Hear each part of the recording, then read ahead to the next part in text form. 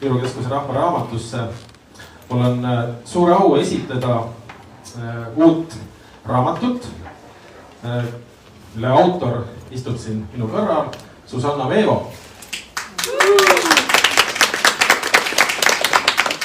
See on Susannal juba järjekorras teine raamat. Esimene Minu Iraan, mis kuulutati suisa aasta reisiraamatuks 2023, vist kui ma ei eksi, koos minu Tuneesiaga.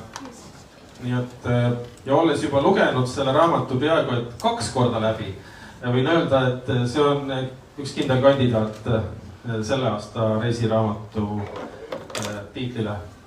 Nii et, jah, kes ei ole lugenud, loomulikult ei ole veel jõudnud lugeda, sest see alles tuli välja.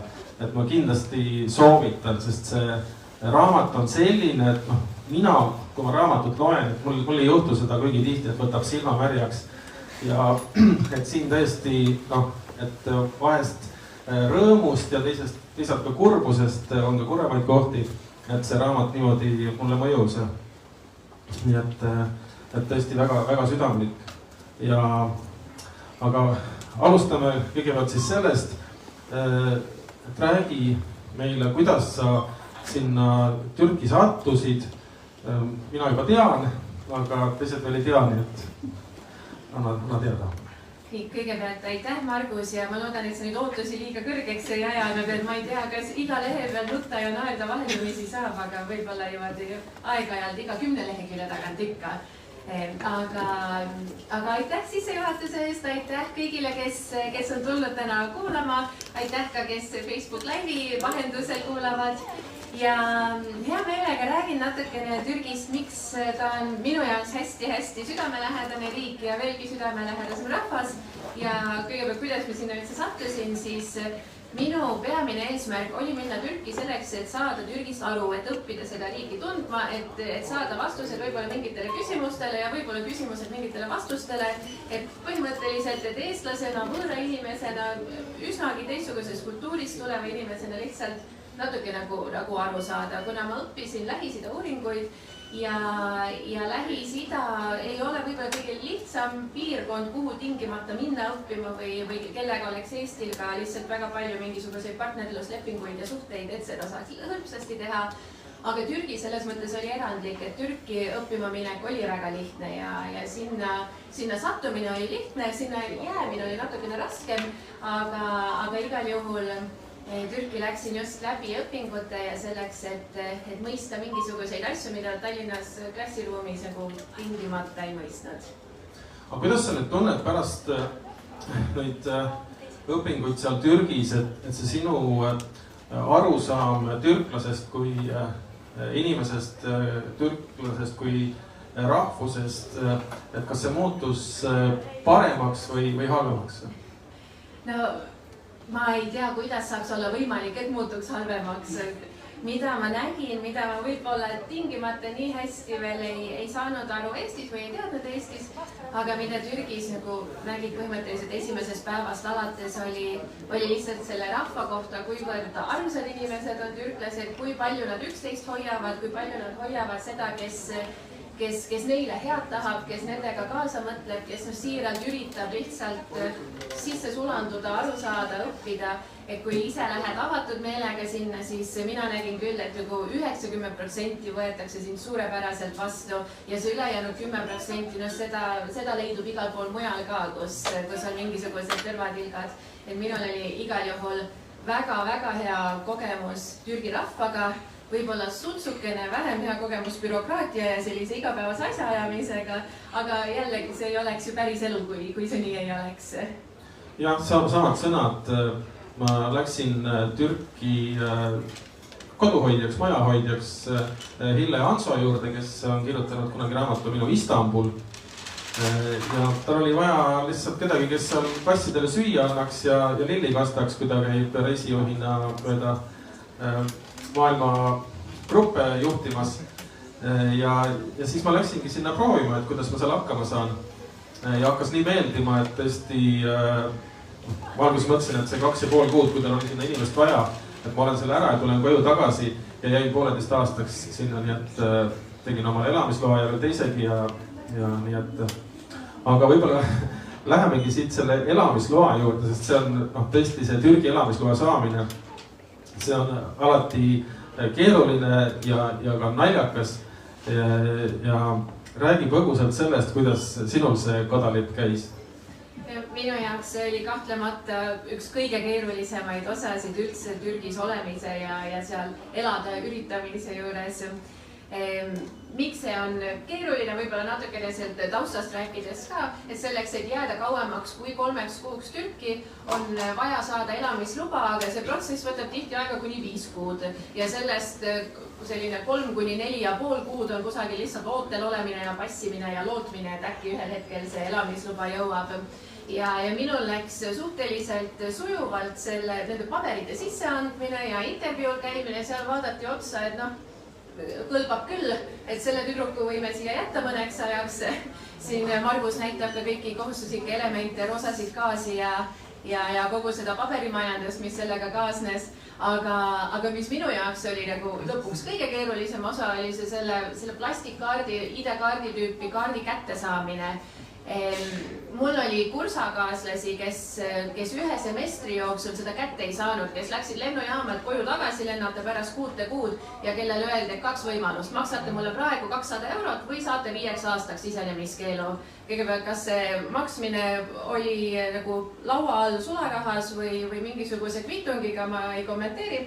Ennast ei olnud seal, nii et mulle seda pakkumist ei tehtud, aga mul oli sõpru, kes otsustasid maksta, kes ütlesid, et ma tahan varem tagasi tulla. Oli sõpru, kes ootasid kalendripäevade järgi, millal see 5 aastat täis saab, et jälle Türki lubataks. Mina olin natukene agressiivsem oma lähenemisega.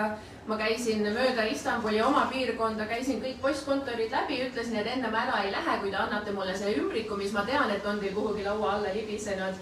Ja lõpuks leidsingi õige posti sorteerimiskeskuse, kus nad siis ütlesid, et näed, siin on kotid, hakka vaatama, et kui leiad, siis võta kaasa.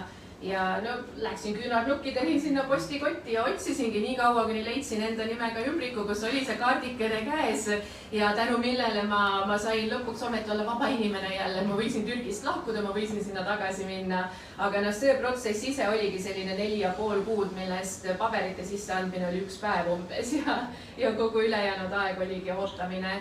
Et see ei olnud igapäevaelu kõrvalt nagu võib-olla kõige sujuvam, kõige meeldivam protsess. Ja teadmiseks nendele, et kes seda tulevikus kavatsevad teha, et see, mis siin raamatus on sees, see saamise protsess, et see oli oluliselt lihtsam aastal 2018, et kui ma tegin 2021, siis see oli juba märksa keerulisem ja aasta edasi oli veel keerulisem.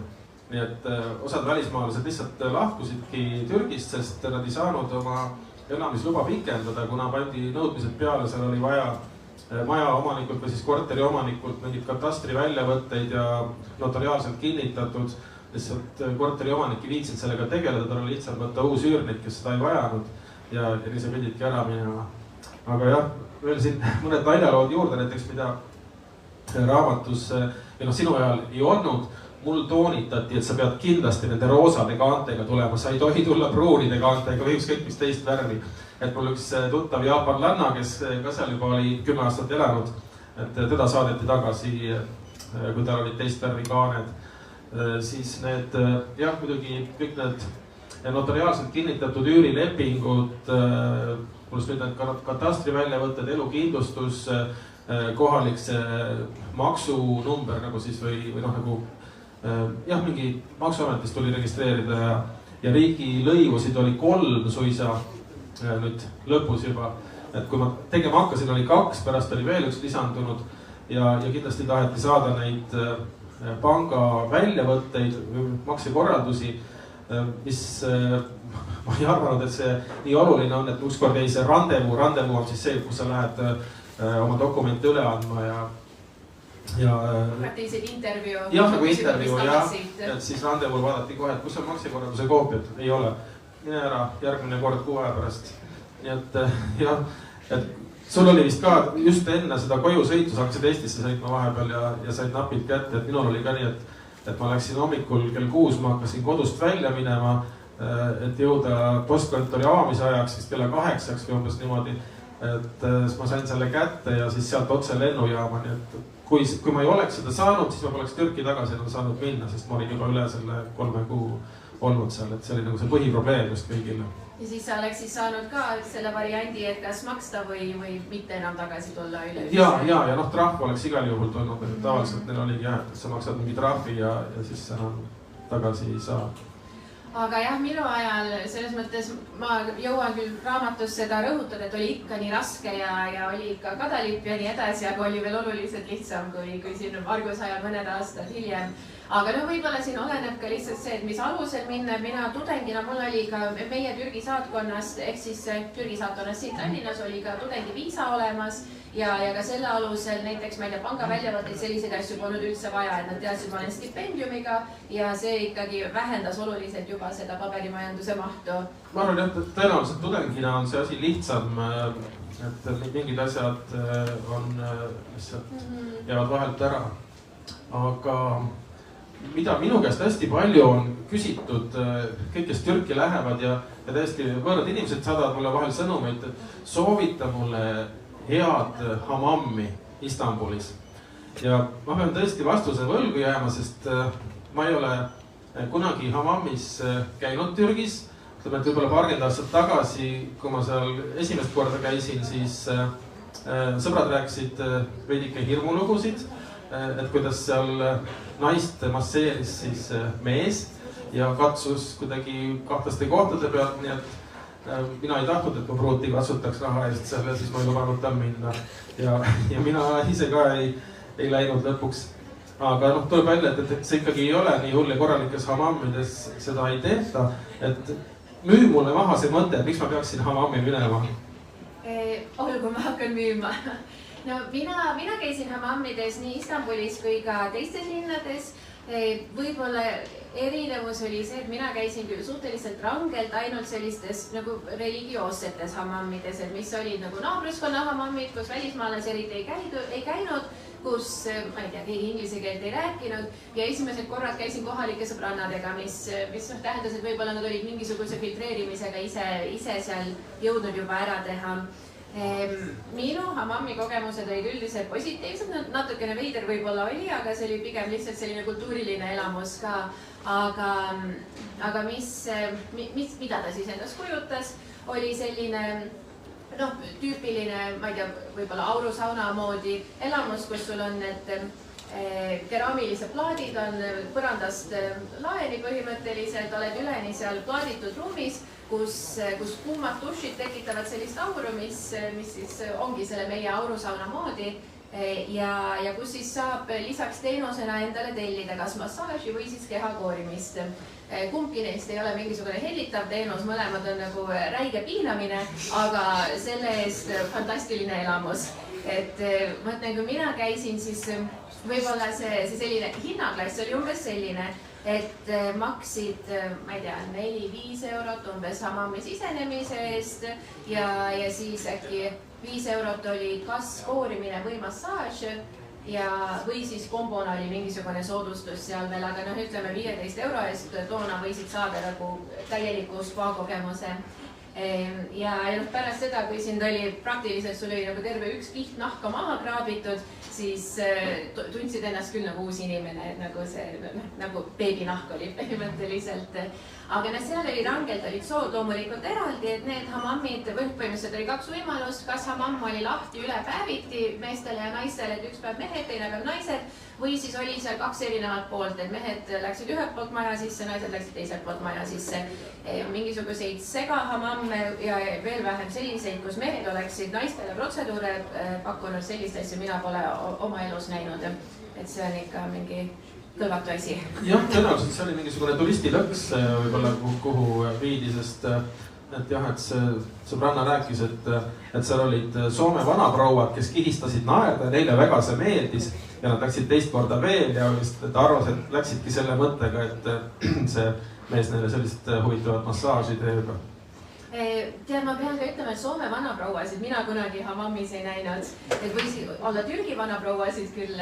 Aga jah, pigem see oli selline naabruskonna linnasaun põhimõtteliselt, kus sa läksidki kord nädalas, et ennast puhtaks pesta, et jah, saaks mingi nädala siukse mustuse maha, saaks pead pesta ja mida ma Istanbuli hammamides nägin, mida ma mujal ei näinud, oli see, et lasti endale muuhulgas ka näiteks teha siis mingit karvaeemaldusprotseduure, et seal naised suhkruvaha palliga siis eemaldasid üksteisel karvu ja rääkisid siis juttu samal ajal, pesid seal pead ja küürisid selga ja no puhas selline linnasaun põhimõtteliselt. Minule see kogemusena ta oli nagu armas, mitte iga välismaalane, keda ma sinna viisin, tahtis minuga pärast edasi suhelda, aga see oli nende probleem, mitte minu oma. Ühe korra küll ma viisin ühe meessoost välistudengi hammammi, nii et mina läksin oma poolele, tema oma poolele, aga pärast seda ei tahtnud minuga enam eriti rääkida, et ma ei oska kommenteerida. Aga räägi palun sellest ka, mis on selle hammami traditsiooni taga veel vanadel aegadel naised just? Ja mis oli hästi huvitav, kui ma esimest korda hammamis käisin, siis see oli ühes väiksemas linnas, ühes üsna ajaloolises linnas koos kohalike ka suhteliselt religioossete sõbrannadega, kes rääkisid, et see traditsioon tegelikult on selles, et hammami minnakse, tihti noored tüdrukud lähevad esimest korda hammami enne seda, kui nad abielluvad. Ja siis see hammamis käimine on muuhulgas nagu traditsioon, kus siis peigmehe ema vaatab selle pruudi üle, et kas on ikka sobilik tüdruk, et kas on ikka puusad, mis jaksavad lapsi sünnitada ja nii edasi. Ja siis seal tehakse igasuguseid hennamaalinguid ja muid protseduure ja valmistutakse siis pulmadeks. Aga jah, seda nagu tausta mina üldse ei teadnud ja no nii palju, kui mina käisin, seal tõesti ühtegi pulmaseltskonda ei olnud ja mingit inspektsioone ei toimunud. Aga täitsa huvitav oli teada, et ilmselt väiksemates külades või siis ka traditsioonilisemates suguvõsades ilmselt on see traditsioon endiselt elus. Huvitav, kas meil Eestis ei olnud vanasti sellist traditsiooni, et viidi mini ja sauna ja vaadati üle seal, et kas ta on ikka naiseks kõlbulik? Ei oska kommenteerida. Aga jah, siit üks huvitav teema veel, mis oli sul seal raamatu lõpupool, et eestlaste ja türklaste sugulus, et mis tegelikult jah, ei pea enam paika ja siin koolides ei õpetata, aga et neil endiselt õpetatakse. Ja mulle väitis ka üks Türgi kaupmees, siis kellega ma seal äriasju ajasin, et tihti kohtusime, ikka ma rääkisin, mida ma seal söön ja käisin jälle seal ja mis mulle maitseb ja ta ütles, et sa oled ikka täitsa türklane. Ja ma olin naljaga niimoodi, ja lõpuks ta teadis, et tead, ma arvan, et sa oledki türklane. No ei saa olla, et ma tulen sealt poolt. Ei, me oleme sugulasrahvused ja isegi kui ei ole, et kui see Krimmi sõda oli ja tead, türklased tulid sinna päris kaugele, nii et ma arvan, et sa oled jah poolelisti türklane. Ma ei ole veel seda DNA testi teinud, aga... Ja seda kuulsin mina ka hästi palju ja just seda räägivad haritumad türklased, kes on koolis õppinud sellist sugulust ja muuhulgas just lingvistiliselt räägitakse, et eesti keel ja türgi keel on täiesti sugulaskeeled ja kes tahab seda tõestada, see võtab kohe mingisuguse ühise sõnavara ette ja ühise grammatika ette ja ütleb, et näete, ma ju ütlesin teile, et on sugulaskeeled. Euroopas me seda ei õpeta, pigem see on selline tore müüt, mida nagu siin me arvame, et oleme kummutanud ja mida mujal tingimata ei arvata, aga põhimõtteliselt see loogika on selles, et meie soome-ugri rahvana, soome-ugri keelena tuleme Uurali mägedest ja turgi rahvas, ehk siis türklased, aserid ja teised sugulasrahvad tulevad samuti Uurali mägedest, et kusagil ikkagi on siis mingisugused ühised esivanemad ja mingisugune ühine keel, ühine grammatika. Ja olgugi, et siin me seda nagu tõepähe ei võta, siis minu esimesed näiteks türgi keele eksamid nägid välja sellised, et kuna ma õppisin ka araabia keelt, et siis ma võtsin oma araabia keele sõnavara, panin sinna peale eesti keele grammatika, kuna meil grammatikas on tõesti türgi keelega nii palju ühist ja sain oma eksamid A-d. Ja polnud mingit küsimust, oli täitsa ehtne türgi keel. Niimoodi võis teha esimesed 2 kursust, aga edaspidi enam mitte. Siis läks nagu keerulisemaks. Aga see on naljakas küll, kui palju meil ühist on ja kui palju on nagu võimalik ka täiesti igapäevases keeles leida mingisuguseid väljendeid, mida me räägime Eestis näiteks slängina, mida räägitakse türgi keeles slängina, aga mida nagu kusagil mujal niimoodi ei räägita. Väga huvitav. Aga siit ma tahtsin edasi minna Türgi köögi juurde. Et meie köögid ei ole kuigi sarnased. Aga noh, minu jaoks on jah see üks põhjus, miks mulle seal väga meeldis elada, on kindlasti see söök. Ja noh, kes juba on sellega kursis, teab mida ja kus süüa, et siis tõesti see on ikka ääretult maitsev. Et räägi võib-olla enda kokkupuudetest või mis on sinu esimesed üllatused või mida sa proovisid ja sa ei teadnudki, et see on hea või siis, mis siis hiljem jäid näiteks lemmikuteks? Minu jaoks võib-olla number 1 kõigepealt on see kultuur, mis Türgi köögi ümber üleüldiselt on või mis söömise ümber on. See, et koos söömine on kõige sotsiaalsem asi, mida sa saad nagu üldse ette kujutada, et see on nädala tipphetk, kus suguvõsa või sõpruskond tuleb koos laupäeval hommikus sööma ja kus nad söövad seda 5 tundi kuni õhtusöögini välja praktiliselt. Aga lihtsalt see, mis see sotsiaalne pool seal on, kui oluline see on, et me võtame aega üksteise jaoks ja see, et meil on nagu laua peal 25 taldrikud, see on nagu kohati isegi kõrvaline, siis põhiline on see, et meil on ka ümber on 25 inimest või 10 inimest või 5 või mis iganes. Aga jah, see türklaste sermekafalt, see suur hommikusöök, mida nad söövad nädalavahetused, mis võib-olla me võime siin, ma ei tea, brunchina kuidagi nimetada või sellena tõlgendada, see on minu jaoks üks kõige erilisemaid selliseid nagu ka võib-olla isegi kulinaarseid elamusi, kuna seal on lihtsalt nii palju, ta on selline meesetüüpi söögiaeg, kus sul ongi laua peal, tõepoolest võibki olla 25 erinevat taldrikut, nii et restoranides sulle tuuakse üks lisalaud ja teine lisalaud, sellepärast et kõik taldrikud ei mahu ära lihtsalt sinna ühe laua peale ja kus sul on sellised väiksed taldrikud, et 2 ampsu igale inimesele ühe taldriku peal ja kus tõesti sa oledki tundide kaupa seal hommikusöögilauas ja jõuad kogu oma elu ära rääkida koos oma lähimate sõpradega. Ja see on midagi, mida mina nagu ka Eestis üldse igatsen, mida siin kusagil ei pakuta, et kebaabi ikka saab ja mingisuguseid, ma ei tea, muid asju künefeid ikka saab, aga vaata seda kultuuri, mis kaasneb selle toiduga, seda tingimata ei saa. Mis on meese? Kõik ilmselt ei tea. Meese ongi selline nagu jagatud laud põhimõtteliselt, kus sul on väikesed road, mida siis kõik omavahel jagavad, et kõik taldrikud on kõikide omad. Ja sul on tihti võib-olla ees omal mingisugune taldrik, kogud sinna natuke ühte, natuke teist ja siis kõik söövad kõike. Selle sees on tavaliselt, on juustu, on leiba, on mingisuguseid lihatooteid, on võib-olla küpsetisi, on mingeid tomati, paprika määrdeid, vahustatud juustu, võid, selliseid asju ja siis sellega kaasneb lõputu tee, mida türgi keeles nad ütlevadki lõputu, ehk siis nii palju, kui sa jaksad ära juua, nad toovad sulle uue kannu ja uue kannu ja uue kannu ja uue kannu ja selle 5 tunni jooksul jõuab päris palju seda teed juua. Ma seda ei teadnudki, mis selle nimetus on selle lõputu tee või kas tal on mingi erinimetus ka, muidu tšai lihtsalt, aga... Ma korraks mõtlen, ma päris hästi ei mäleta, kas see võis olla äkki mingi sõrnasses tšai või midagi siukest. Ma jään 100% kindla vastuse võlgu, aga jah, see lõputu tee oli õigetes hommikusöögikohtades on ta ikkagi nagu lahutamatu ja kui seal hakatakse arvele panema teetassi juurde, siis peab kaklema minema, et see on reegel, sest vahel nagu ka õngitsetakse, et kas on lollid ja maksavad ära, ei maksa, lähen kaklema. Jah, teed sai seal tõesti lõputult juua Türgis, et kui mina sinna läksin, siis läksin sinna, lisaks sellele, et ma Hille juures seal olin see koduhoidja, et ma kohe avastasin ka, et seal on palju kaupa, mida siia Eestisse saata, nüüd saan reklaami teha, et siin padjad meie selja taga ja see vaip siin maas ja ka trummid ja kõik, et on universaaluniversumist. Muidugi jah, ma varem ei maininud, et seal laua peal on korvikene nende võtmehoidjatega, et siit saab igaüks endale võtta mälestuseks võtmehoidja, mis on selle sinise kaitsva silmaga ja Türgis on seda kaitsvat silma iga pool ja seal on ka veel neid poe sooduskupongi, kes tahab omale võtta.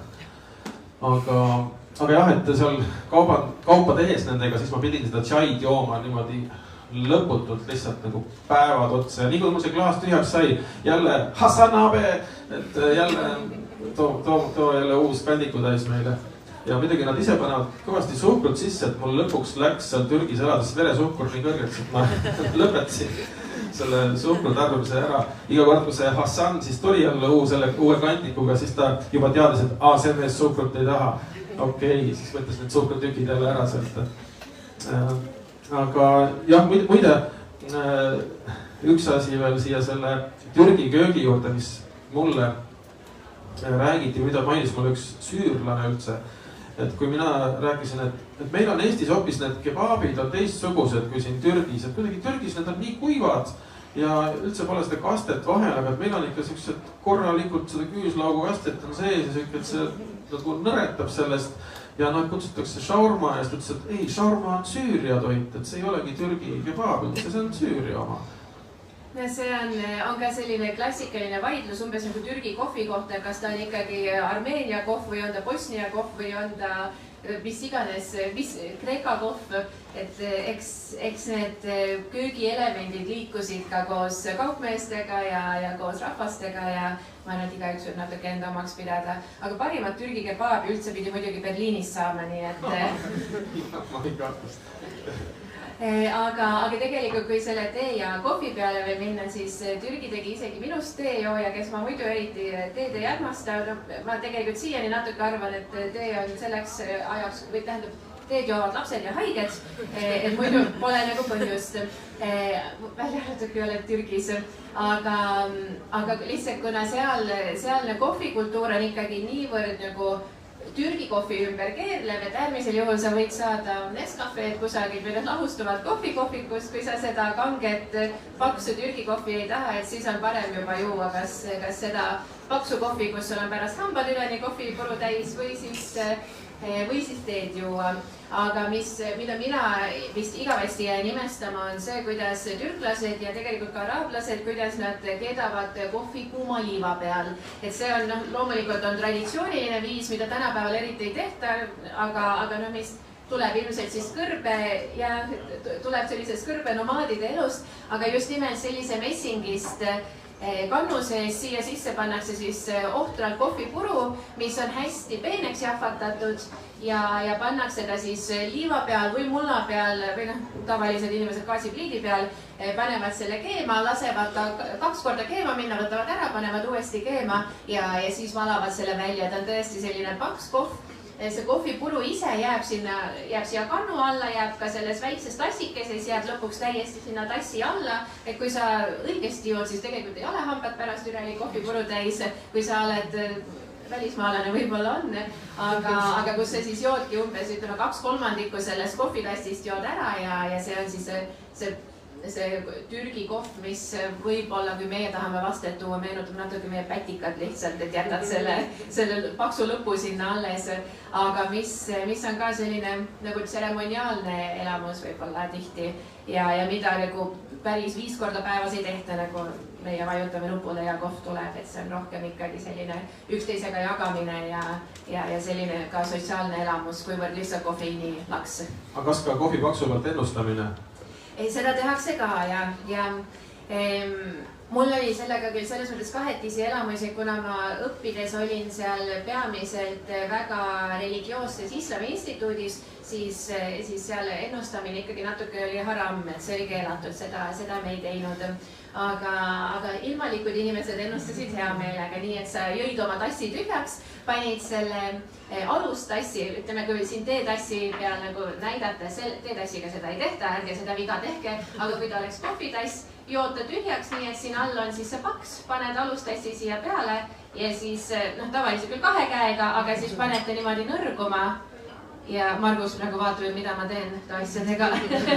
ja siis see vähene vedelik, mis siin on, see nõrgub ära ja siis siia tassi põhja jäävad mingisugused kujundid, mille peal siis saab ennustada. Kunagi mulle ennustati, seal tuli maakaart, nagu see maailmakaart tuli tassi põhjadele, öeldi, vau, sa vist reisid palju. Ja ma ütlesin, ei või olla. Aga tänasel päeval ta on rohkem ikkagi selline kas omavaheline meelelahutus, mida sa teed lihtsalt igavusest, et saaks lõbustada üksteist või siis mille eest võib turistina hästi palju maksta, et seal seda ülemist lage ei ole. Aga päriselt, kui sa kohvikus istud, siis mingisugune salapärane vanatädikene ei tule sulle ennustama ja ma ei tea, mingit suurt õnne või õnnetust tooma, vaid see on ikkagi jällegi selline sotsiaalne elamus. Aga räägi ka kebaabist, sellest Iskender kebaabist, selles oli sul raamatus väga isuäratav jutt, et kui ma seda lugesin, et siis tahtsin, kus ma saaks seda. Kusjuures Tallinnas saab ka Iskender kebaabi, kui sellest alustada. Mulle näiteks Tallinnas väga meeldib see Balti jaama Türgi toidukoht, mis näeb välja nagu selline väike söökla, aga kus on minu meelest suurepärased Türgi toidud. Aga konkreetselt Iskender kebaab oli vist ka esimene kebaab, mida ma Türgis sain, võib-olla ka sellepärast on see emotsionaalne side sellega väga tugev. Aga ta ei ole selline rullkebaab, ta ei ole selline, mis sa paned kuidagi leiva sisse ja sööd tänaval ära, vaid mille jaoks sa pead ikka maha istuma, sulle tuuakse kandik ja vaagen ette ja seal on siis sellised õhukesed kebaabiviilud on lõigatud valge saia peale, valatud üle kõigepealt suhteliselt sellise vürtsika tomatikastmega ja siis veel selle värske liha küpsetamise rasvaga, mis sinna veel üle valatakse, et oleks hästi mahlane. Ja see on selline, ta on võib-olla üks nagu selliseid peenemaid kebaabiroogasid, et jällegi, mida tudengid lõunaks otseselt ei söö, aga mis mulle isiklikult väga meeldis ja mis oli pigem selline nagu raske õhtusöögi vorm pigem ja see tuleb Ida-Türgist, Hatay regioonis, kus on Iskenderi linn ja see on ta selline traditsiooniline kodupaik, aga ka suurtes linnades leiab ikkagi väga häid kohti, kus seda pakutakse. Väga halbu kohti ka, aga need väga halvad kohad on ka suhteliselt head, nii et tasub igatahes proovida. Ja kui ma nüüd järele võtan, siis tegelikult kõik need kebaabi nimed tulevad sealt ida poolt, sest näiteks on see Urfa kebaab, mis on hästi levinud Türgi restoranides, on see Sanli Urfa selle linna järgi ja siis on Adana kebaab, mis on samuti seal Süüria piiri ääres, nii et tegelikult jah, see on nagu see Anatoolia köök ju. Ja just nimelt ja mis on lihtsalt levinud niimoodi üle terve Türgi ja ka Türgist väljapoole, eks ole, et siin me istume ja räägime Türgi kebaabist.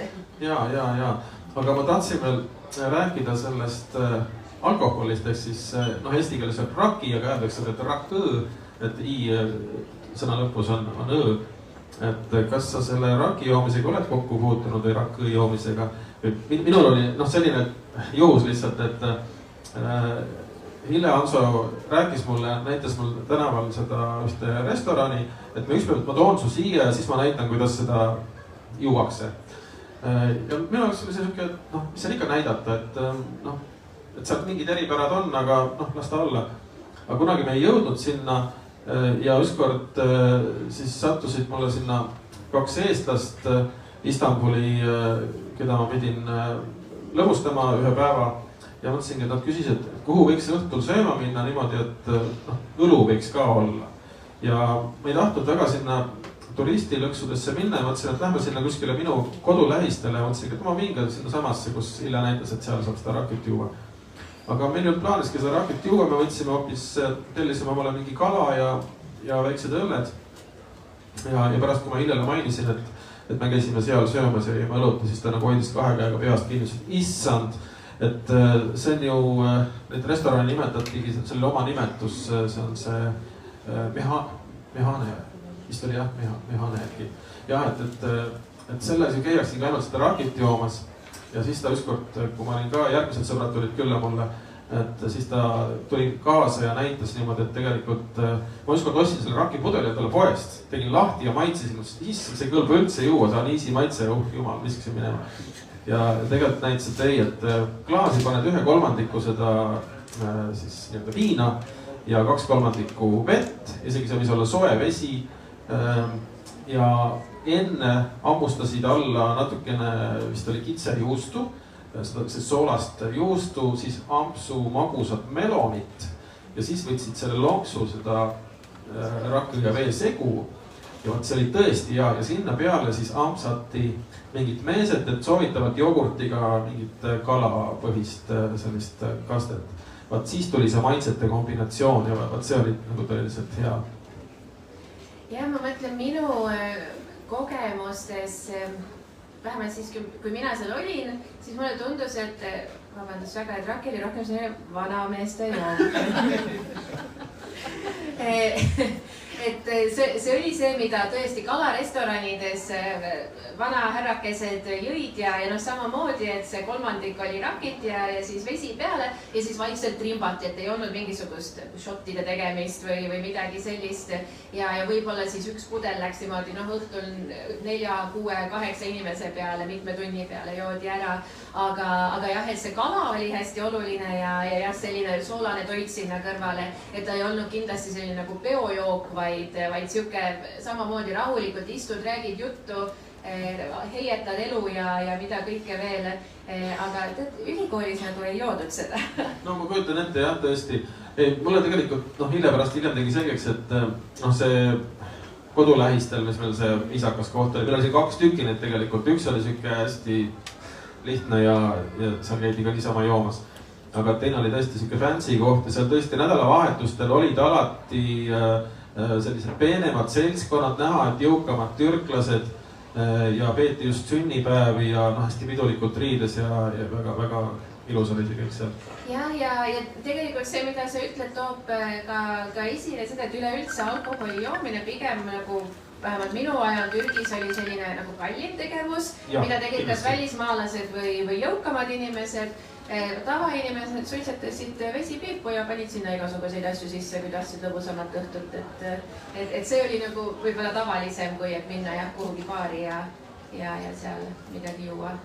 Ja, mis mind näiteks üllatas see, et kui ma seal Istanbuli peal ringi seiklesin erinevaid rinnaosasid niimoodi avastades, et siis see oli vist see kant, kus on see Ortaköy mošee, sealt üks peatus praamiga sinna Galata poole, Besiktas, äkki vist jah, kas seal on see suur staadion? Just jalgpalli staadion. Võt seal piirkonnas oli, nagu terve kvartal oli täis selliseid kohvikuid ja baare, aga ma sattusin sellisele tänavale, kus ei olnud üldse alkoholi. Ma otsisin tegelikult kohta, et istuks kuhugi maha, võtaks ka mingi joogi ja äkki sõbruneks mõne kohalikuga seal.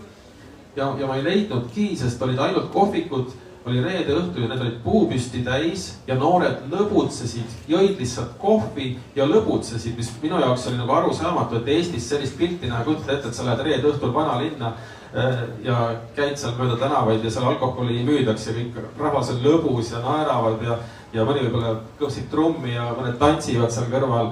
Et see on minu meelest nagu hämmastav, et kuidas nad oskavad niimoodi ilma alkoholita pidutseda. Ja sellistes kohtades võib isegi natukene solvav olla, kui sa küsid, et aga kas, ma ei tea, õlut ka saaks või midagi, et ei saa, tule istu maha ja mängi lauamänge ja ole normaalne inimene, joo teed nagu teised. Et seda me ka tudengitega ühel hetkel harjusime ära, et isegi nagu Kaduköy linnaosas, mis on seal Anatoolia pool, Aasia pool, mis on nagu võib-olla üks kõige selliseid värvikamaid ja nooremaid linnaosasid, kus on ka kõvasti ööelu, et ka seal sa lähed, istud maha, võtad oma selle backgammoni mängu ette, mida türklased kutsuvad tahlaks, ehk siis lauamäng põhimõtteliselt, jood teed ja võib-olla poisid suitsetavad vesipiipu ja veedad terve õhtu niimoodi järsku vaatad, kell on jälle 2 saanud öösel, et peaks vist koju minema, et see tee joomine on ikka paneb ikka aja niimoodi jooksma, lendama. Ja mul oli ka sama, et ma seal Türgis elades sõbrunesin rohkem süürlaste kui türklastega, sest kuidagi jah, neid Süüria pagulasi on seal praegu palju ja Hille tutvustas mulle paari neist ja sealt kaudu see asi arenes edasi, nii et jah, minu nagu seda türgi keelt ei õnnestunudki rääkima õppida, sest mu kohalikud sõbrad olid süürlased, kes rääkisid inglise keelt kõik väga hästi, olid väga haritud inimesed. Ja nendega saigi tihti niimoodi õhtuid veedetud, et me istusimegi nii kaua, kuni kohvik lahti oli, jah, tavaliselt seal Feneris, mis on seal Galati kõrval, kus ma elasin. Et see on nagu nii palju lahedaid ja ilusaid kihvte kohvikuid, et kus sa võtadki, mina ei lihtsalt teed tavaliselt ja võtad jälle järgmise tee ja jälle jutustad ja vaatad möödakäijaid ja see kõik see elu on nii kirev ja nii põnev. Just, et inimesed on ka ise nii huvitavad ja kui sa lähed ka üksinda, siis sul on 5 minuti pärast juba 10 sõpra ümberringi või 10 minuti pärast 5 sõpra, mis iganes, aga põhimõtteliselt, et see sotsiaalne elu on see lihtsalt kuidagi nii elav, kellelgi ei lasta üksinda olla ja ma arvan, et see meestel ja naistel on vastupidi või siis sõltub ka vanusest. Et minul oli pigem see häda, et ma käisin ja istusin ja vaatasin, et ma olin harjunud teistes riikides, kus ma läksin, siis seal ei saanud nagu kaua üksi istuda.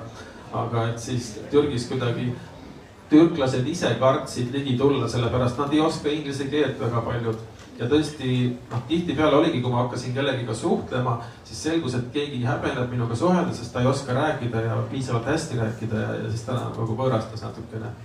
Aga...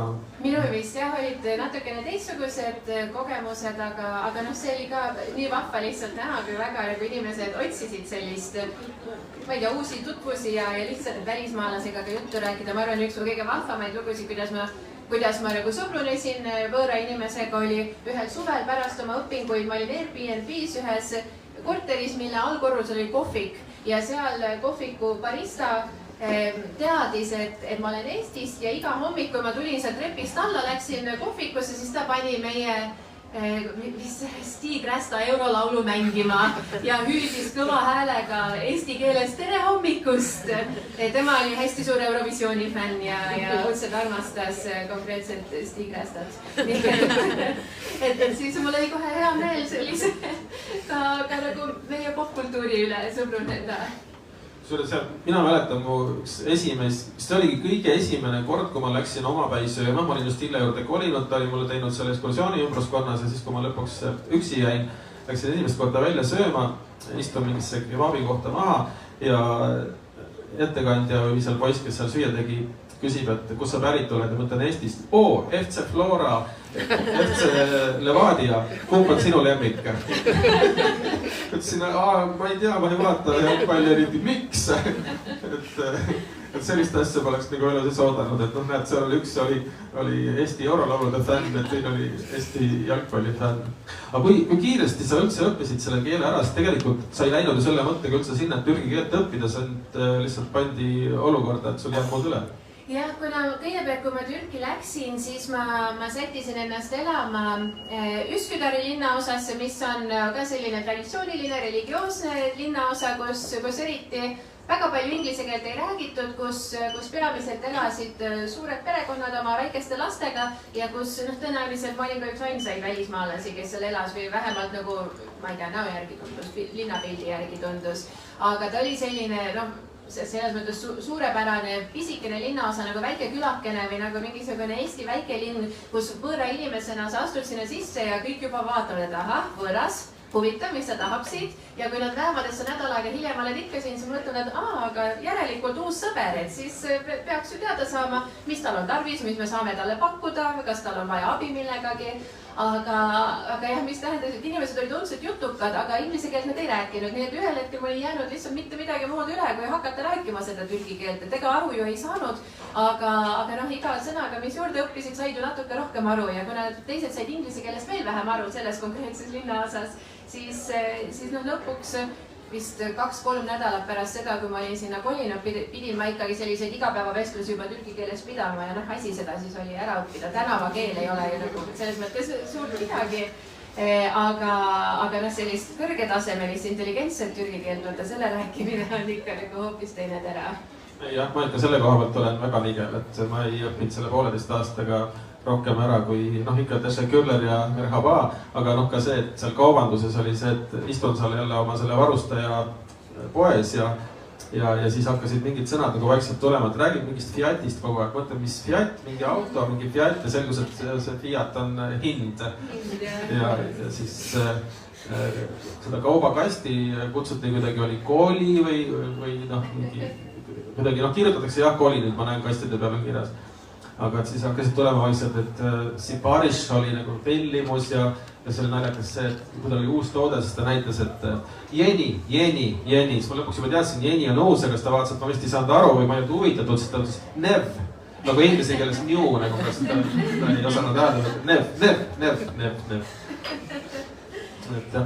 Aga sa õppisid koolist ka ju türgi keeles seal. Räägi sellest ka, et tegelikult sa õppisid isegi 2 ülikoolis.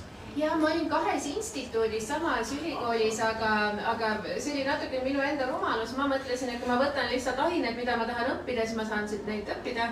Nagu tihti Eestis vähemalt ülikoolides on, aga tuli välja, et seal vaadati pigem instituudide järgi ja lõpuks mina olin ennast sokutanud kogemata 2 instituuti, mis üksteisest asusid veel selline 1,5 kuni 3 tunni kaugusel olenevalt liiklusest ja ma ei tea, tulesuunast ja kõigest. Ja see sai olema päris paras peavalu, et neid 2 asja omavahel ühendada. aga minu peamine instituut oli lõpuks selle ülikooli teoloogia instituut, mis oli siis puhtalt tegelikult selline nagu islamistlik õpe ja seal ma õppisin natukene religiooni, natukene keelt. See oli hästi põnev osa raamatust tegelikult. See oli õudselt huvitav kogemus ka, selline kogemus, mida praktiliselt kusagilt mujalt ei saagi saada, et õppida nagu päris islamistlikus instituudis, ise olemata moslem seejuures ja olema... Ma ei kujuta ette palju üldse sellised eestlased võib veel olla, kes on sellises kohas õppinud. Ja, isegi seal nad ütlesid, ei, meil on olnud küll välismaalaseid, ükskord oli üks sakslane ka põhimõtteliselt, aga tema tegelikult oli ka saksa türklane ja selles mõttes nagu päris võõraid inimesi, need olid ikka natukene üllatunud, kui nad mind seal nägid, aga lõpuks harjusid ära. Ja teine oli siis mul poliitikainstituut, aga mis oli naljakas, oli see, et poliitikainstituudis, kus kogu õpe toimus inglise keeles, seal ei rääkinud tudengid põhimõtteliselt sõnagi inglise keelt niimoodi, et loengud lõpuks loeti ikkagi türgi keeles ja need 3 välismaalast, kes seal olid, see oli nende oma asi, kas nad said aru või ei saanud. Ja lõpuks mina siis käisin ka nendes türgikeelsetes loengutes, mis mul ikka üle jäi, kui lõpuks kuidagi pidi ju eksami täna tegema ja kuidagi pidi ju aru hakkama saama. Aga seal Islami instituudis seal räägiti fantastilist inglise keelt, et seal polnud üldse mingisugust küsimust, tähendab, mina tean ainult seda, kuidas tüdrukud rääkisid, poistega mul ei olnud lubatud rääkida, aga tüdrukud, nad olid ikka, ma arvan, et lasteaiast alates inglise keelt õppinud, et tõesti nad rääkisid niivõrd soravalt, sellise sõnavaraga polnud mitte mingisugust probleemi nagu omavahel suhtlemisega. Ja see oli, ma ei tea, välismaalasena seal õppides oli nagu tore, et need tüdrukud olid õudselt vahvad, hästi armsad inimesed ja nemad tõesti võtsid mind täitsa oma tiiva alla, tegid kindlaks, et mul kordagi ei olnud ühtegi küsimust, millele ma vastust ei saanud, et ei olnud nagu mingeid probleeme, ei olnud millestki puudust, nad selles mõttes hoolitsesid põhimõtteliselt iga päev, et mul oleks kõik hästi ja siis nad natuke võtsid mind oma siukse nagu tasku eurooplasena või tasku kristlasena veel enam ka, iga eurooplane on ju kristlane ja siis kui läksid nagu väga teoloogilisteks need arutelud, siis vahel ikka keerasid niimoodi, kogu klass keeras oma näod minu poole ja küsis, kuidas on? Jah, täpselt, et mis te seal Euroopas teate. Aga selles mõttes oli huvitav kogemus, et jah, mida sa siin õppides ei saa kunagi ja mis, ma ei tea, pole võib-olla otseselt ei positiivne ega negatiivne, vaid oli lihtsalt täiesti teistsugusesse keskkonda panemine ja seal siis ujuma õppimine. Aga jah, sul oli ka seal olukordi, kus see, mis sa õpetad, see oli täielik vale või räägiti Euroopast sellised asju umbes, et meie teeme siin kõik õigesti, aga miskipärast ei võeta meid Euroopa Liitu ja tegelikult meie pole milleski süüdi ja... No see oli, jah, selles mõttes need olid ka naljakad võib-olla kogemused. Mul oli üks konkreetselt Euroopa Liidu kursus, mida ma võtsin, kus siis õpetati Euroopa Liitu ja kus ma niimoodi väga reas peitsin ennast, et ärge nagu ometi nähke, et ma siin olen, nagu tahaks teada, mis te räägite. Seal jah, räägiti nagu suhteliselt ühepoolselt võib-olla seda Euroopa Liidu küsimust just, aga eks seal ka teistes loengutes oli nagu huvitavaid asju, ühes loengus üritas, mingi teoloogia loeng üritas professor tõsimeeli väita, kuidas loomadel ei ole aju ja sellepärast loomad ei olegi usklikud, et kuna neil ei ole aju, nad ei saa ju olla siis usklikud. Ja selle peale isegi mul nagu kaastudengid vaatas, et okei, me ei hakka midagi ütlema, et kui me vait oleme, äkki ta siis lõpetab kiiresti ära selle teema. Et seal mida ma nagu nägin ja imestasin, oli lihtsalt see austus professorite ja austus õppejõudude vastu, mida võib-olla neil nii palju ei ole, aga mis seal oli selles mõttes ikkagi nagu täiesti ainitine, et olgu me võib-olla ei võta kõike 100% kullana, aga me kindlasti ei näita seda siis välja, et me ei võta seda 100% kullana. Et seal see selline, need hierarhilised suhted olid nagu üsna tugevalt paigas ja austus jah, endast vanemate, endast targemate vastu oli nagu väga kindel, isegi kui alati see endast targem ei olnud nagu targem, aga sa ei olnud kunagi sellel positsioonil, kus sa saaksid kahelda nendes sõnades, mida sulle õpetatakse. Aga lisaks sellele, et sa õppisid seal rääkima, sa õppisid seal kohapeal ka autoga sõitma, või selles mõttes, et sa siin juba olid sõitnud, aga sa õppisid Türgi moodi sõitma. Et müts maha, mina ka jah tõesti autoga Türgis sõitnud, aga eks mul on sealt kogemust Aasiast ka juba omajagu, aga et üksinda minna nii noore naisena, et ilmselt sul ei ole mingit väga kõva ralli kogemust, et siis Türgis sõitma minna. Ma ei tea. Ja ikka, eriti see linnaliiklus, et... See oli jah paras selline närviharjutused, kuidas ennast rahulikuks sundida ja kuidas õppida lihtsalt nendes nagu kirjeldamata või kirja panemata reeglites käituma. Sest esmapilgul sa vaatad, mingeid reegleid pole, kõik sõidavad kuidas tahavad ja ma ei tea, milleski kinni ei peeta. Aga lõpuks nii Istanbulis kui ka teistes linnades sõites ikkagi nägid seda, et reeglid on küll, lihtsalt keegi ei ütle, mis nad on, aga kõik teavad, mis nad on ja sinu asi on aru saada nii kiiresti kui võimalik. Aga lõpuks ma sõitsin ise seal ka niimoodi, üks konkreetne episood on mul hästi teravalt meeles, kus ma sõitsin ringtee peal, kus oli 2 tavalist rida ja siis 5 rida veel nagu lisaks, et kes lihtsalt sõitsid, kes kuhu tahtsid minna. Mul oli ühes käes telefon, teises käes huulepulk ja siis küünarnukkidega üritasin niimoodi seda rooli keerata ja siis ma mõtlesin küll, et okei, nüüd ma olen valmis. Nüüd on mul täiesti okei Türgis sõita, ma olen samasugune autojuht nagu kõik ülejäänud. Ja eks see põhiline oligi see, et liikluse eeskirja sa võid enam-vähem ära unustada või ta on selline soovituslik, aga selle eest kõik vaatavad väga täpselt, mida teised ümberringi teevad. Et jah, sul autod sööstavad üksteise vahelt läbi ilma, ma ei tea, suunda näitamata, ilma nagu mingisuguste märguanneteta, aga selle eest kõik on nii nagu tähelepanelikud, et nad saavadki söösta, kõik teevad ruumi ja siis annavad hiljem ise ka gaasi. Et mina ikkagi mingisuguseid õnnetusi nägin väga vähe juhtumas ja valdavalt inimesed lihtsalt arvestasid üksteisega, mis on võib-olla midagi, millest me saaksime ka õppida, et natuke rohkem nagu arvestada sellega, mida teised ümberringi teevad. Nii et lõpuks sai selliseks eluõppetunniks üldse see autoga sõitmine seal.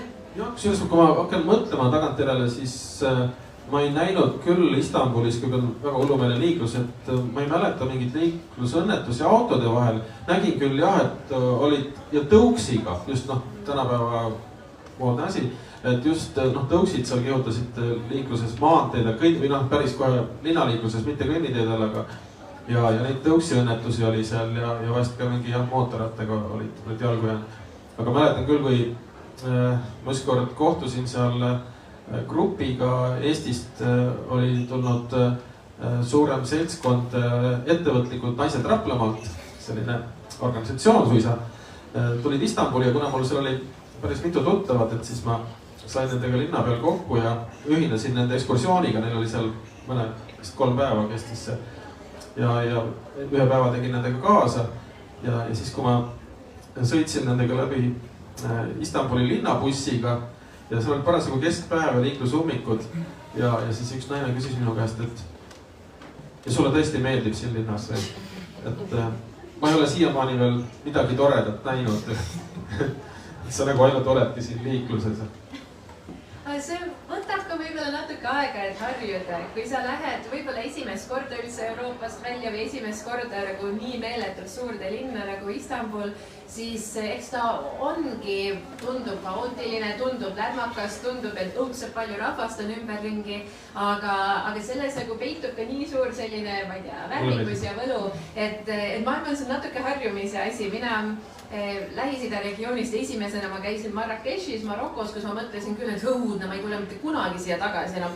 Kohutav riik, kohutav linn, kohutav regioon, mis iganes. No läksin 5 aastat hiljem tagasi, mõtlesin nii rahulik, milles mu probleem oli. Et eks võib-olla see taluvuspiir natukene ka muutub lihtsalt nende kogemustega. Et Istanbul on ikka fantastiline linn, isegi kui ta sind veits ära väsitavad. No siis lähed õhtul koju ja järgmine hommik vaatad jälle nagu värske pilguga, et ikka mõnus on. Oi, ma ei väsinud kunagi ära sellest ja tõesti see tunne, sa kirjeldasid seda nii hästi, seda tunnet seal, et kuidas sa nagu seda tunnetasid seda ajalugu ja seda kultuuri ja kõike seda, kui võimas see kõik oli, et mul oli täpselt sama tunne iga päev, kui ma läksin kodust välja, et see ongi sa nagu läheksid, asud uksest välja, oled ajaloomuuseumis ja alati, kui ma seal jalutasin üle selle Galata silla või siis teine, mis on see Halitši, see metroosild, et sealt ikka üle läksin, et siis ma ikka iga kord vist peatusin seal ja vaatasin ja ma arvan, iga päev tegin ühe pildi siia ja sinna poole, et see tunne oli võimas ja mäletan, kui Hille käest küsisin ja talle kirjeldasin seda, et tead, see on nagu nii võimas tunne siin iga päev kõndida. Siis ta ütles, et jah, see kestab umbes 2 aastat. Aga ma ei kujuta ette, mul ei ole siia üle läinud, et ma olen pärast seda ka käinud kordavalt Istanbulis. No võib-olla ka oleneb, ma ei ei tea, inimesest ja natuurist, mis igatahes Türgi kirjanik Orhan Pamuk, kes on, ma arvan, läänes üks kõige loetumaid kirjanikke, ütleb ka, et ta on terve elu elanud Istanbulis, aga pole ikka veel linna absoluutselt näinud, et kunagi ei jõua seda linna ära näha, seda päriselt tundma õppida, sest see lihtsalt on nii meeletult palju ajalugu, nii palju peidus, et jääbki uuesti käima, nagu sa ise ka tead. Jaa, aga eks see tõesti sõltub inimesest, inimesed on erinevad ja ma olen ka kohanud selliseid inimesi, keda näiteks häirib see kutse palvusele 5 korda ööpäevas, et selle kohta on ikka väga halvasti öeldud ja mul ühes grupis tõesti inimesed vahetasid oma hotellitoa teise tiiba, sellepärast et nad nägid minaretti aknast.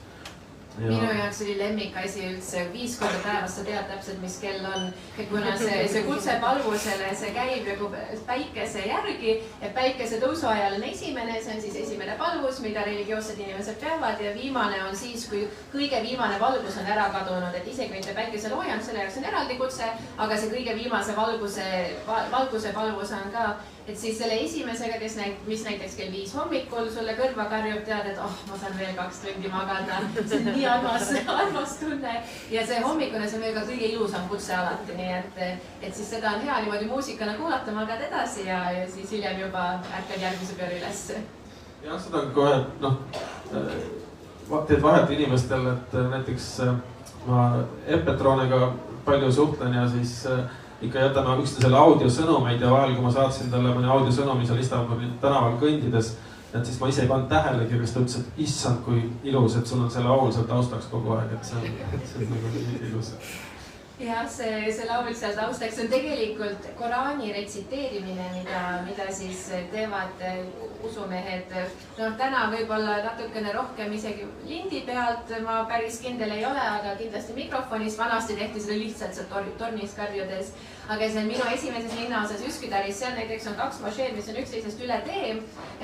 Üks on ehitatud mingisuguse sultan Ahmedi tütrele Mihrimaale ja teine oli äkki Beigmehele. Ja siis need 2 mošeed, need 2 palvuse kutset on pandud üksteisega dialoogi niimoodi, et üks alustab mingisugune 10-15 sekundit varem, teine vastab talle ja siis need käivad nagu sellise dialoogina 5 korda päevas. Vahepeal, kui seal veel 10 naabruskonna mošeed hakkab ka seda sama retsiteerima, vahepeal läheb õudseks kakofooniaks, aga jällegi see mõte ise on nii ilus, et siis need mošeed omavahel ka suhtlevad ja ma ei tea, minule nagu väga-väga meeldib see ja Lähis-Idas ka käies need palvusele kutsed minu jaoks nagu mõjuvad pigem sellise nagu positiivsena või kuidagi nagu kohalt isegi rahustavana. Sama siin, et nagu unelaul mulle. Ja põhimõtteliselt. Ma vaatan, et aeg on armutult lennanud, et me oleme nagu tund aega rääkinud ja...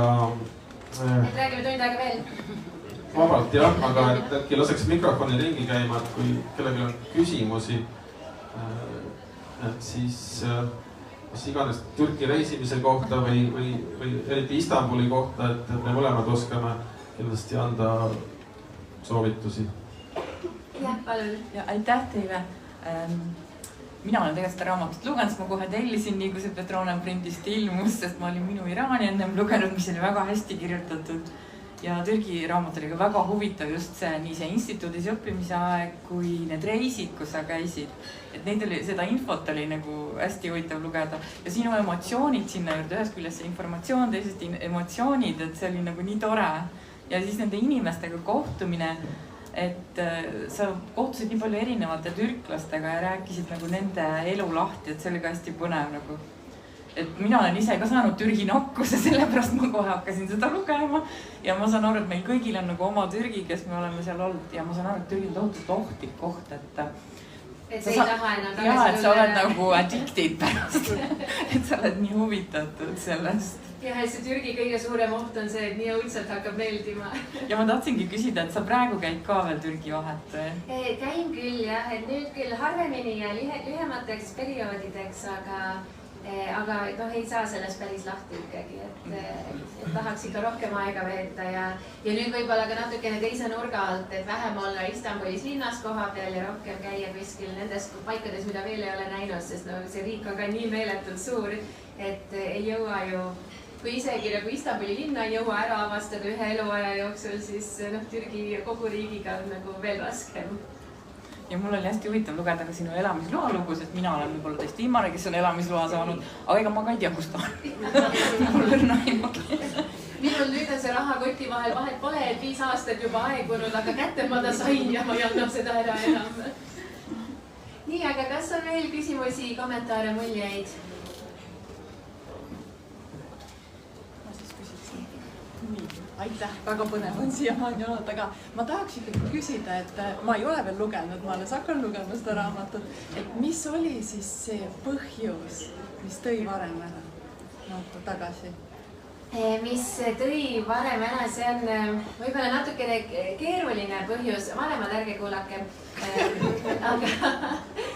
Aga mul oli natukene kehv kogemus lõpuks seal ühe elupaigaga, kus ma tahtsin elukohta vahetada ja selle peale mul korteri omanik tuli natukene kallale või tahtis tulla, siis ma kutsusin omal kohalikud Ida-Euroopa poisid, kutsusin appi, ütlesin jookske nüüd mulle siia 5. korrusele ja valvake, kuni ma oma asjad kokku pakin ja siis pärast seda mõtlesin, et ma enam ei jaksa, et tahtsin lihtsalt koju tulla. Et jah, see oli nagu see selline katalüsaator seal. Just jah, nagu, et see minu Türgi oli hoopis teissugune, et mul ei olnud selliseid konflikte ja kuidagi kõik oli hästi positiivne, vähemalt nii palju, kui ma mäletan sellest. Oli küll jah, mingisuguseid asjade klaarimisi kaubanduse vallas muidugi, aga üldiselt jah, et kui sina leiad kiiremini kontakti, sest tõenäoliselt naisterahvas mehed tulevad, tahavad rääkida ja nii edasi ja minuga ei tahtnud keegi rääkida, ei tulnud keegi ligi. Et siis samas ka, kõik oli hästi rahulik. Ma leidsin kiiremini konflikte ka ja... Võib-olla küll, jah. Ma olin ka selles mõttes hästi nagu raskel ajal seal, ma ütleksin, et see oli nagu lihtsalt ühiskonnas oli hästi palju pingeid just siis üles tulemas, kui mina seal olin, et seal oli väga selline järsult tõusev inflatsioon, mis viis inimeste elatustaseme praktiliselt päeva pealt nagu alla ja oli selliseid mingeid poliitilisi küsimusi üleval, see oli lihtsalt raske hetk ja selliseid igapäevaelu pingeid oligi rohkem kui võib-olla siis, kui ma sinna läksin. Et selles mõttes see, et mul oli seal, ma ei tea, üks negatiivne kogemus, see ei näidanud minu jaoks absoluutselt, et Türgi on selline, vaid lihtsalt, et see oli raske hetk, see oli võib-olla raske inimene ja lihtsalt niimoodi oligi, et see oleks võib-olla juhtunud samadel tingimustel ükskõik kus mujal Eestis samamoodi. Ja tegelikult oli jutu alguses juba aru saada, et sa läksid sinna selle asukoha pärast, sulle väga meeldis see, aga tegelikult see mees ise oli juba siis alkoholilõhnadega, kui sa sinna sisse valisid. Ja just, et seda võib-olla ei osanud ka sellise nagu ohumärgina näha ja lihtsalt nii palju veel selgituseks, et siis, kui mul see ebameeldiv kogemus oli, siis ta tõenäoliselt oli ka mitte nagu lihtsalt alkoholi tarbinud, vaid mingisuguste muude mõjuainete all ja lihtsalt oligi nagu 10 halba asja üheskoos.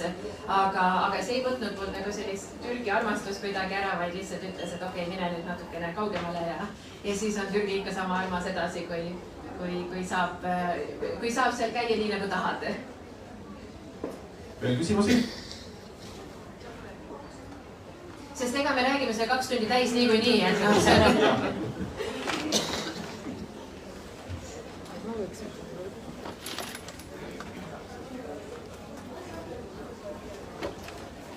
Nii, alguseks ma ütlen, et mina olen ema, et lihtsalt, et see kommentaar, mis tuleb, et siis oleks aru saadud, mis see selline on. Et ma arvan, et oma esimese kebabi maitse sa said sel päeval või sel hetkel, kui sa käisid 5. klassis. Nii et ma tunnen natuke nagu süüd selles, et sa sinna midagi Türki lõpuks välja jõudsid. Aga see selleks. Aga ühes asjas ma praegu ei ole enam kindel, aga mulle tundub, et see vist oli Türgi, kus sa rääkisid, et sa olid ühel hetkel ka miljonär. See oli Iraan tegelikult. Vabandust siis, aga võib-olla ikkagi räägi oma miljonäri kogemust ka. Lihtsalt need riigid, kuhu ma lähen, seal satub kohe mingisugune meeletu inflatsioon toimuma, nii et ma ei tea, ärge mind külla kutsuge või võib-olla on siin mingi seos, aga jah, kui ma Iraanis olin veel natukene enne Türgi aegasid, siis seal ka päeva pealt valuuta kukkus niimoodi, et inimesed nagu röökisid tänavatele, kas keegi ainult ostaks mult valuutat ja annaks eurosid ja nii edasi.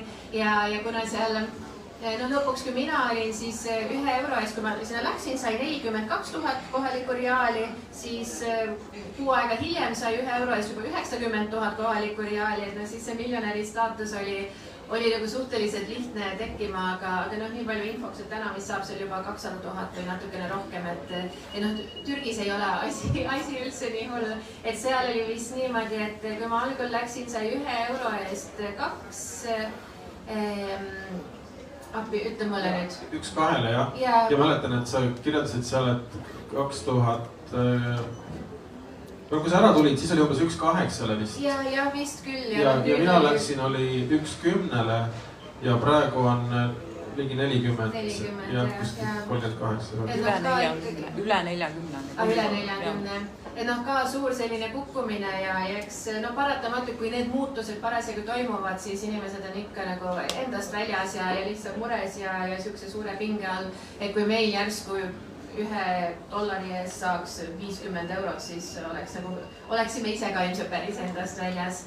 Ja minu jaoks oli hea nagu see indikaator, see kohalik sai ja knekk, mida nad söövad iga toidu kõrvale, et alati on see hakitud, viilutatud toitudega restoranis ja tasuta ka juures, kui sa sööd midagi, et siis saad võtta. Et minnes oli see knekk 2,50 ja aasta pärast see maksis 10, et kohaliku jaoks oli siis läinud see elu 4 korda kallimaks, kuigi minu jaoks oli valuutakurss ka nii palju muutunud, et minule jäi ta ikka sama hinnaga, aga kohaliku jaoks oli 4 korda kallim. Ma ütleksin, et praegu ka euro eest on ikkagi umbes sama elatustase, kui oli siin ka võib-olla 7, 8, isegi 10 aastat tagasi, et lihtsalt see kohalike elatustase on nii palju nagu keerulisemaks muutunud. Aga noh, jällegi, kui minna sinna turistina, kui minna sinna lühikeseks ajaks, siis seda võib-olla enda nahal nii väga ei tunne ja noh, riik on ikkagi tohutult ilus, inimesed on ilusad ja head ja on ikkagi palju, mida näha ja kogeda. Kas sa ise ei ole reisijuhina tegutsenud? Ei ole üldse käinud. Et jah, minul seda kogemust ei ole. Mul nii, kui ma sinna läksin, siis hakkasid sõbrad käima, et Hilja tegi mul alguses sellise tutvustava tuuri ära, siis ma teadsin, kuhu neid viia ja siis ma selle aja jooksul ma sain vist teha mingi 7-8 tuuri ja nüüd hiljem ka veel ma olen suisa asendanud reisijuhte GoTravelis ja praegu on jah neid pakkumisi tulnud, nii et kellelgi on reisijuhti Istanbuli vaja, et siis olen olemas. Ja mina tegin reisi ainult sõpradele ja pereliikmetele, kes külla tulid näiteks peekonipaki eest või midagi, mida koha pealt ei saanud, et siis pidin ütlema, et palun Eestis tooge mulle, andke maksuks siis mingi defitsiiti. Enne tegin ka täitsa tasuta. Üks naljakas lugu. Vahest nagu otsisingi eestlaste kontakti, et ma kuulen tänaval räägitakse eesti keelt, ma läksin ligi ja ütlesin tere, et ma olen ka eestlane ja siis mõni põgenes ära. Leidsid kohe mingi vabandus, et ahah, me just hakkasime sinna poole minema ja ma lähen ka sinna poole. Ahah, aga jah, meil on natuke kiire. Mõtlesin, et no kes see tikub ligi, aga ei, ükskord oli tore noored väikse lapsega ja mis nii noored enam, ikka 40 mingi võib-olla. Et siis läksin ka juttu tegema, ega nad ei teadnud, kes ma olen. Kartsid ka natuke, et mõtlesin, et mul on tegelikult aega, et ma võin teid viia, kas te seal olete käinud juba, uurisin kaua siin olete olnud ja võin teid viia kuhugi. Ja siis tulnud, et me ei teagi, et kas võib-olla saame ise ka hakkama ja ei, siis teate, ma lihtsalt, mul on aega, ma võin viia. Ja siis mainisin, ütlesin oma nime ja lihtsalt vahepeal jõudsid guugeldada, siis said aru, et ei, ma vist ikka ei ole mingi kahtlane tüüp, et ikka siit-sealt Google'ist leiab üles. Ja lõpuks siis tegingi neile ühe päevase tuuri ja siis, kui see tuur läbi sai, õhtul praamiga sõitsime linna tagasi ja siis nad küsisid, et noh, meil saab nüüd reis läbi, et mis selle reisi kõige lahedam asi oli, see poiss ütles, et täpelikult Margus. Minul oli ka ühe korra kogemus, kus ma kuulsin eesti keelt ja siis ma jooksin kohe ligi, ütlesin, ma ei ole 3 kuud eesti keelt kuulnud. Ja siis mind vaadati ka umbes ükse pilguga, et okei, pole meie mure. Miks sa seda meile räägid? Siis sain aru, et okei, Eestis saab ka eesti keelt rääkida. Nii, aga tõesti see Facebooki salvestusel käib ja selle võib vist nüüd kinni panna, et juba üle tunni on läinud ja keegi viitsi tavaliselt vaadata nii pikki salvestusi, et et siis